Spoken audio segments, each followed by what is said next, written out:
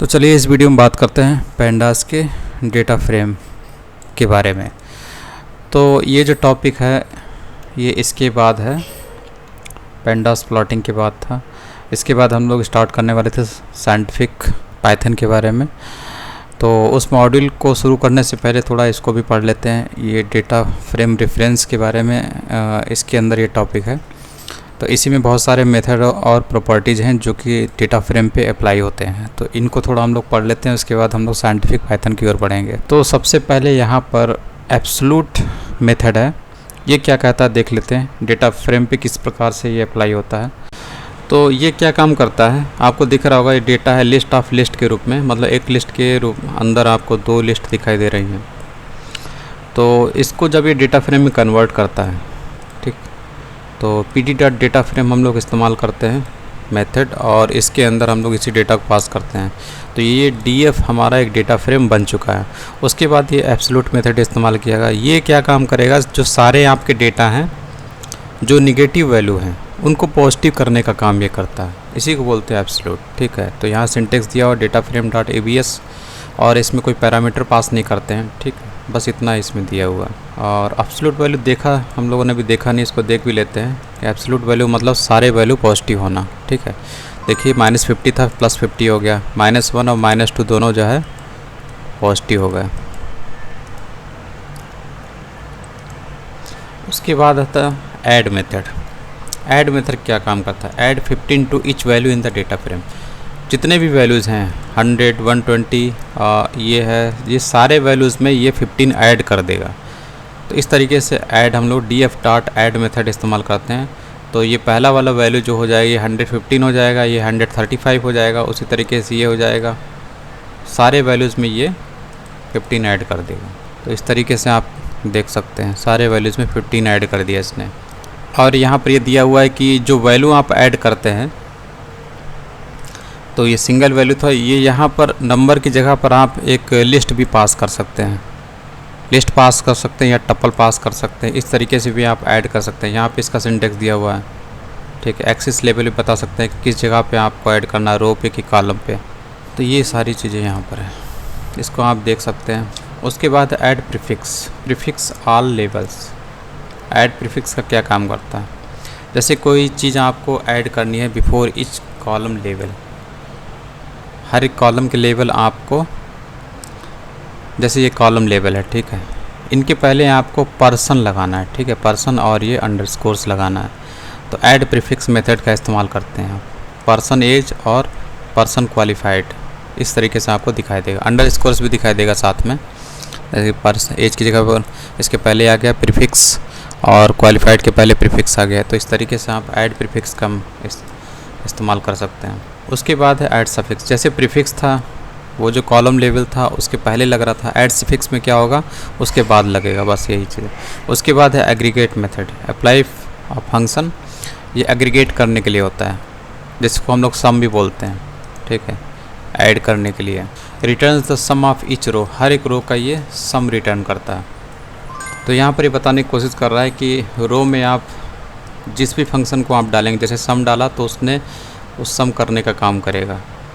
और यहाँ पर आप जो डिफ़ॉल्ट जो इंडेक्स है वो 0 है, डिफ़ॉल्ट 0 इंडेक्स। इसका मतलब है रो एक्सिस के अलॉन्ग वो रो के अलॉन्ग सम करेगा। तो कुछ इस तरीके से यहाँ पर आपने फंक्शन दिया, जो अभी आपने नाम दिया वो सम। ठीक है, सम करेगा, वो सम फंक्शन को कॉल करेगा। ठीक है, और यहाँ पर और एक्सिस दे सकते हैं आप, आर्गुमेंट और कीवर्ड आर्गुमेंट भी दे सकते हैं। इसको देख लेते हैं। तो यहाँ पर ये सम कर रहा है रो के अलॉन्ग। ठीक, तो ये रो है, रो के अलॉन्ग सम कर रहा है 50 + 40 + 30 120 आ गया। और उसके बाद वाई का भी ये सम कर रहा है, इस तरीके से कर रहा है।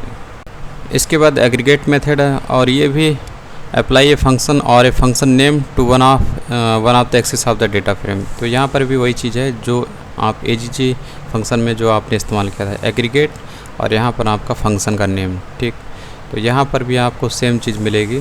डिफ़ॉल्ट जो होता है 0 इंडेक्स होता है, यानी कि रो के अलॉन्ग ये सम करता है। तो यहाँ पर भी कुछ इसी तरीके का, जिस तरीके का पिछला एग्जाम्पल हम लोगों ने देखा था।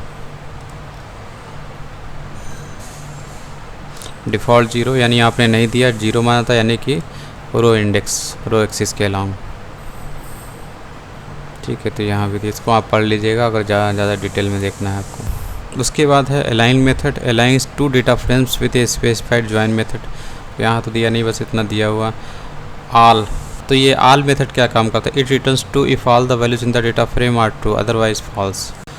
तो इस ऑल मेथड का काम होता है जो कि आपका लिस्ट डेटा के रूप में दिख रहा है। तो यहाँ पर कॉलम वाइज ये कंपेयर करता है, ये और ये कंपेयर करेगा इन दोनों को, क्योंकि ये और इसका दोनों को। तो यहाँ पर हमें जो डेटा फ्रेम मिलता है, इस डेटा फ्रेम में प्रत्येक रो में जो वैल्यू हैं वो चेक होते हैं। अगर वो ट्रू होता है, दोनों में ट्रू रहता है करस्पॉन्डिंग जो कॉलम है, तभी उसका हमें ट्रू मिलता है आउटपुट। कुछ इस तरीके से इसका, जैसे कि यहाँ पर ट्रू है और यहाँ पे ट्रू है, तो ये दोनों ट्रू हैं, इसीलिए आपको यहाँ पर इस तरीके से मिला है। कुछ अगर इस तरीके से हम लोग इसको प्रिंट कराते हैं तो आपको दिखेगा ये डेटा फ्रेम का स्ट्रक्चर कुछ इस तरीके से, तब आपको समझ में आ जाएगा। तो प्रत्येक रो की बात कर रहा है, दोनों रो में अगर आपको ट्रू मिलता है तभी आपको ट्रू मिलेगा। ठीक है, तो ये देखिए, ये पहली ये एक रो है और ये दूसरी रो, तो यहाँ पर ट्रू है, यहाँ पे ट्रू है, इसीलिए यहाँ पर ट्रू मिल रहा है आपको। उसके बाद यहाँ पे फॉल्स है, यहाँ पे ट्रू है, इसीलिए आपको यहाँ पे फॉल्स मिल रहा है। यहाँ पे ट्रू है, यहाँ पर भी ट्रू है, इसलिए आपको यहाँ पर ट्रू मिल रहा है। कुछ इस तरीके से है ये, तो यही चीज़ है इसमें। अब अगर यहाँ पर सपोज हम लोग फॉल्स कर देते हैं तो इससे क्या होगा? ये फॉल्स हो गया और ये ट्रू हो गया, तब आपको यहाँ पर फॉल्स मिलेगा। 0 इंडेक्स पे यानी 0 रो पे आपको फॉल्स मिलेगा। ये देखिए फॉल्स है, इस तरीके से होता है। उसके बाद है any, it returns true if any of the values in the data frame are true otherwise false. ऊपर वाले में तो दोनों जब ट्रू होते थे तभी कॉलम वाइज वो ट्रू देता था, लेकिन इसमें क्या है कि कोई एक वैल्यू जो है ट्रू हो जाती है तो ये ट्रू दे देता है। ठीक है, तो ये चीज़ है इसमें। जैसे इसमें यहाँ पे ट्रू है और यहाँ पे ट्रू, इसका तो ट्रू आएगा, ये फॉल्स है, फॉल्स है, इसका तो फॉल्स ही आएगा। यहाँ पे ट्रू है, ये फॉल्स है, तो यहाँ पर इससे जो है आपको ट्रू मिलेगा। तीसरी वाली जो है आपको ये तीसरे इंडेक्स यानी इंडेक्स नंबर 2 पे आपको ट्रू मिल रहा है। उसके बाद append, append new columns. New column को अगर आपको अपेंड करना है तो आप अपेंड मेथड का इस्तेमाल करते हैं। तो यहाँ पर यही बता रहा है ये। तो यहाँ पर ये डेटा 1 है, ठीक है, और इसी के साथ इसको ऐड करना है डेटा 2 में जो डेटा पड़ा हुआ है उसको, यानी कि इसमें कॉलम ऐड करना है। जैसे कि अभी आपको एज में दिख रहा होगा, एज लेवल पे दिख रहा होगा इतने वैल्यू, उसके बाद इसके आगे और भी ऐड करना है, 55, 40 ऐसे ऐड करना है कॉलम, नई कॉलम के रूप में। और क्वालिफाइड में भी आपको ये 3 कॉलम दिख रहे हैं, इसके आगे इसे ऐड करना है। तो इसको कैसे करेंगे? इसके लिए आप इस्तेमाल करते हैं अपेंड मेथड। ठीक है, तो पहला जो डेटा फ्रेम आपका आया df1, जो कि इस डेटा 1 ऑब्जेक्ट से मिलकर बनाया गया है डेटा फ्रेम मेथड की मदद से df1, उसी तरीके से डेटा 2 को डेटा फ्रेम 2 में कन्वर्ट कर लिया गया है, यानी डेटा फ्रेम बना लिया गया डेटा फ्रेम 2 के रूप में। तो डेटा 1 df1 डेटा फ्रेम 1 में डेटा फ्रेम 2 को अपेंड करना है, इस तरीके से आप कर सकते हैं। तो पहले दोनों जो डेटा है उनको डेटा फ्रेम में कन्वर्ट करना पड़ेगा, उसके बाद ही आप उसमें अपेंड मेथड लगा सकते हैं। एक डेटा फ्रेम पे दूसरा डेटा फ्रेम अपेंड करना है, तो df1 dot append, append method में दूसरा डेटा फ्रेम पास कर देते हैं, तो इस तरीके से आपका बन जाता है। तो देखिए दोनों आपको ऐड होते हुए दिख रहे हैं। एज में जो आपने 55, 40 लिया था ये ऐड हो गया, और क्वालिफाइड में आपने ट्रू फॉल्स लिया था तो ये भी ऐड हो गया। तो ये मेथड था अपेंड, जो कि न्यू कॉलम्स को अपेंड कर रहा था या फिर एक डेटा फ्रेम को दूसरे डेटा फ्रेम से अपेंड कर रहा था, ऐड कर रहा था। उसके बाद है अप्लाई मैप मेथड। ये क्या काम करता है? It execute a function for each element in the data frame. Data frame के हर एक एलिमेंट के लिए ये एक फंक्शन को एग्जीक्यूट करता है। देख लेते हैं इसको भी। तो यहाँ पर ये मेथड दिया हुआ है मेक बिग। ये क्या काम करता है? एक्स में जो आपका एलिमेंट है, जैसे ये सारे एलिमेंट है, इन्हीं के ऊपर अप्लाई होता है ये फंक्शन। तो इनको क्या काम कर देगा? ये एक स्टार्ट अपर मेथड अप्लाई हो रहा है, तो सारे जो एलिमेंट है इनको ये अपर केस में कन्वर्ट कर देगा। कुछ इस तरीके से है ये यहाँ पर ये मेथड है, और उसके बाद ये डेटा है जिसको डेटा फ्रेम में कन्वर्ट कर दिया गया यहाँ पर। उसके बाद इसी डेटा फ्रेम पे अप्लाई मैप मेथड इस्तेमाल किया गया है, और इसमें हम लोग उस फंक्शन को कॉल करते हैं जो कि इस डेटा फ्रेम के हर एक एलिमेंट पर अप्लाई होगा। ठीक है, तो इसमें यहाँ पे जो x लिखा हुआ जो पास हो रहा है ये इसी डेटा फ्रेम के हर एक एलिमेंट की बात कर रहा है। तो इससे आपको क्या मिलेगा, इससे आपको जो सारे एलिमेंट हैं ये आपको अपर केस में कन्वर्ट होते हुए दिख रहे हैं। ठीक, इस तरीके से ये होता है। तो यही मेथड होता है। यहाँ पर आप किसी टाइप का मेथड बना सकते हैं। सपोज़ अगर हम लोग चाहें तो यहाँ पे इस डेटा को कन्वर्ट करके देखते हैं। तो अगर मान लीजिए हम यहाँ पे 10 ले लेते हैं, दूसरा यहाँ पे मान लीजिए 12 ले लेते हैं, तीसरा आइटम ले लेते हैं 21 ले लेते हैं। ठीक, और इसमें भी हम लोग ले लेते हैं 10, यहाँ पे ले लेते हैं 5 और यहाँ ले लेते हैं 6। ठीक है, तो यहाँ पर भी हमारे पास 3 हर एक आइटम में जो की है और वैल्यू के रूप में यहाँ पर एक लिस्ट में जितने भी आइटम हैं वो किस फॉर्म में आ गए, नंबर के फॉर्म में आ गए, इंटीजर के फॉर्म में। ठीक, तो यहाँ पर इसको कन्वर्ट इसको हटा देते हैं हम लोग, इसके ऊपर अप्लाई कर देते हैं मल्टीप्लिकेशन अप्लाई कर देते हैं, x इंटू एक्स कर देते हैं। तो क्या रिटर्न होगा, x into x. x into x ही आपको इस जगह पे दिखाई देगा, क्योंकि इन पर अप्लाई होगा ये अप्लाई मैप मेथड की मदद से इनके ऊपर अप्लाई होगा ये वाला फंक्शन। और ये क्या रिटर्न करता है, इनकी जगह पर क्या रिटर्न करेगा, x इंटू एक्स, यानी x जाएगा 10 जाएगा, कन्वर्ट होके आ जाएगा 10 इंटू 10 यानी 100 के रूप में। तो इस तरीके से आपको यहाँ पे आउटपुट दिखेगा।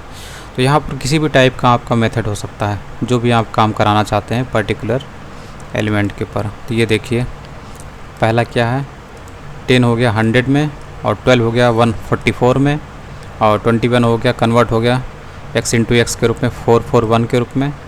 उसी तरीके से 10 हो गया 100 के रूप में, इस तरीके से हो गया सब।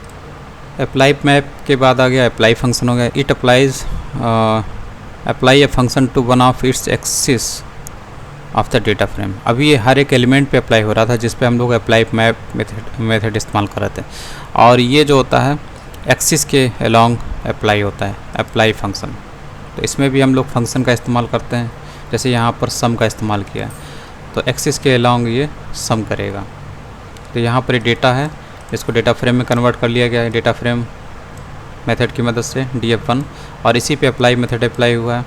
और यहाँ पर हम लोग एक फंक्शन को कॉल करते हैं जो कि हर एक एलिमेंट पे नहीं बल्कि एक्सिस के अबाउट एक्सिस पर अप्लाई होगा, जैसे ये सम है।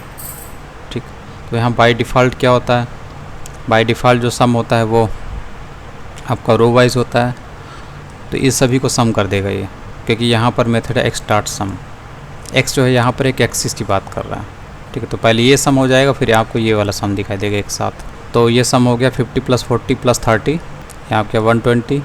उसके बाद इसको सम किया तो ये इतना आ गया। ये होता है along one of the axis of data frame. तो ये एक्सिस के अबाउट जो है अप्लाई होता है। डिफ़ॉल्ट 0 होता है, इसका मतलब है रो वाइज, ये रो वाइज एडिशन करता है। ठीक है, तो ये रो है, रो वाइज है ही। कॉलम वाइज होता तो ये 50 और 300 को ऐड करता, फिर 40 और इस नंबर को ऐड करता, उसके बाद 30 और 42 को ऐड करता, अगर कॉलम वाइज आप लिखते हैं। डिफ़ॉल्ट 0 है यानी कि रो वाइज ऐड कर रहा है। उसके बाद है assign method. Assign a new column, new column को असाइन करने के लिए इस्तेमाल किया जाता है। तो यहाँ पर आपको दिख रहा होगा ये डेटा है जिसको डेटा फ्रेम मेथड की मदद से कन्वर्ट कर दिया गया है डेटा फ्रेम में, और उसके बाद इसी पे अप्लाई हो रहा है असाइन मेथड। और इसमें यहाँ पे आप देते हैं उस कॉलम को जो कि आपको इस डेटा फ्रेम के साथ ऐड करनी है। ठीक है, तो ये इस तरीके से होता है। इसका आउटपुट देखिए, नेम में ये वाली कॉलम, नेम जो कॉलम है वो आपको ऐड होते हुए दिख रही है इस वाले डेटा, ये जो इधर वाला डेटा है इसके साथ। सेम चीज़ है, अगर आप इसको इस तरीके से नहीं, तो जैसे हम लोग नॉर्मल करते हैं कुछ इस तरीके से कॉपी कर लिया, कट यहाँ पे इस तरीके से कर देते हैं। ठीक है, इसी को उसने असाइन करके किया है। ठीक है, तो अगर हम लोग चाहें तो इस तरीके से आप इसको हटा दीजिए, इस तरीके से प्रिंट करिए, तब भी आपको यही चीज़, यही डेटा मिलेगा। तो ये चीज़ आपको वही चीज़ मिलती है। इसके बाद एस टाइप है। S type it converts the data frame into specified D type. तो इसका डेटा टाइप ये कन्वर्ट कर देता है डेटा फ्रेम का। जैसे यहाँ पर आपका डेटा फ्रेम है, उसके बाद यहाँ पर एस टाइप इस्तेमाल किए और यहाँ पर आप टाइप बता रहे हैं INT64। तो ये जितना भी डेटा आपको फ्लोट में दिख रहा है ये सब INT64 में कन्वर्ट हो जाएगा, मतलब इंटीजर में आ जाएंगे सब। तो देखिए यहाँ पर 409.1 किस में आ गया, 409 में आ गया। 479.5 भी जो है 479 में आ गया, क्योंकि आपने यहाँ पर जो डेटा टाइप कन्वर्ट कर दिया है डेटा फ्रेम को, उसका डेटा टाइप चेंज कर दिया है INT64 में, इंटीजर टाइप में। उसके बाद एट गेट और set the value of the item with the specified level. देख लेते हैं इसको। तो यहाँ पर ये क्या काम कर रहा है, ये जो आपका डेटा है जिसको डेटा फ्रेम में कन्वर्ट किया गया है DF के रूप में, और इसी के ऊपर ऐट मेथड इस्तेमाल किया गया है। ये मेथड नहीं है बल्कि एक प्रॉपर्टी है, और इसमें यहाँ पर ये 1 बता रहा है कि 1 इंडेक्स पर और फर्स्ट नेम के कॉलम पर जो वैल्यू है उसको ये फाइंड आउट करने की कोशिश कर रहा है। तो इसको देख लेते हैं। तो यहाँ से आपका मैरी आ रहा है। अब ऐसे समझ में नहीं आ रहा होगा कि मैरी कैसे आया, तो एक काम करते हैं हम लोग इसको प्रिंट कर लेते हैं, तो आपको समझ में आ जाएगा कि आखिर ये कैसे मैरी आ रहा है। ठीक है, तो इस डेटा फ्रेम को प्रिंट करते हैं। इसका जो स्ट्रक्चर आपको देखने को मिलेगा, इससे आपको ये समझने आसान हो जाएगा। ठीक है 1 इंडेक्स और ये कॉलम नेम ये वाला, ठीक, ये दोनों जहाँ पे मिलते हैं, कहाँ पे मिलते हैं, मैरी पे। तो यही एक्सेस करने की बात ये कर रहा है। तो इसने यहाँ पर ये दिया इंडेक्स नंबर 1 और यहाँ पर कॉलम नेम। ठीक है, तो इसीलिए आपको यहाँ से मैरी मिल रहा है। अब अगर आपको यहाँ पे एज में अगर ये 30 वैल्यू चाहिए, ठीक है, तो आप यहाँ पर देंगे 2 और एज यहाँ पर एज देंगे। ठीक है, कॉपी कर लेते हैं, यहाँ पे देते हैं एज। तो अब आपको ये यहाँ से वैल्यू मिलेगी 30। तो इस तरीके से आप ऐड का इस्तेमाल कर सकते हैं। 30 मिला। उसके बाद है एक्सेस मेथड है। It returns the levels of the rows and columns of the data frame. Row और कॉलम के जो लेवल्स हैं उसका ये लिस्ट रिटर्न करता है। ठीक, returns the levels of both axes of the data frame. तो ये आपकी CSV फाइल है, कितने लेवल्स हैं रोज़ के रूप में, कॉलम के रूप में, तो सारे लेवल ये यहाँ से देता है अगर आपने एक्सेस इस्तेमाल किया। तो अभी तो ये इसका ये CSV फाइल दिख नहीं रही होगी, तो इसमें फ़ाइल है ये, तो उसी में ये बता रहा है कि ये लिस्ट रिटर्न करता है, जो कि यहाँ पर आपका रेंज इंडेक्स है 0 इंडेक्स से 169 तक की उसमें रोज़ हैं, और इंडेक्स यानी उसके लेवल्स क्या क्या हैं, ड्यूरेशन है, पल्स है, मैक्स पल्स है, कैलोरीज है, ये सब हैं। डेटा टाइप क्या ऑब्जेक्ट है, तो ये दिया हुआ है। अगर आप पता कर सकते हैं किसी भी डेटा फ्रेम में एक्सिस जो नेम है उनको पता कर सकते हैं, यानी कि लेवल्स और रोज़ और कॉलम से उसके लेवल नेम पता कर सकते हैं। उसके बाद है बी फिल मतलब होता है backward fill. Replaces null values with the value from the next row.